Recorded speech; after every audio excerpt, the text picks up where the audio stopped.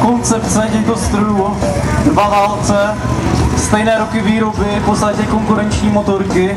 To TLko by mělo být trošičku agresivnější motorečka. Má to krásný zvuk. Já když jsem ho měl, já jsem s tím byl fakt spokojený. Přesně tak, krom toho, že byl spokojený, občas srazil s nějakou kachnu. Tak.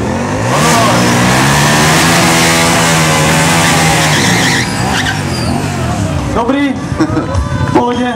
TLko bylo hodně agresivní, opravdu.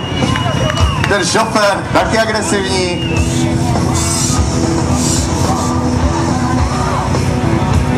Tak hoši, pomožte mu.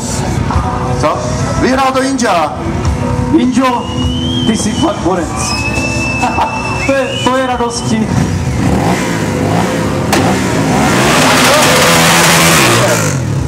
Pěkné. Tak. Dneska opatrně tady ty odjezdy z toho parketu.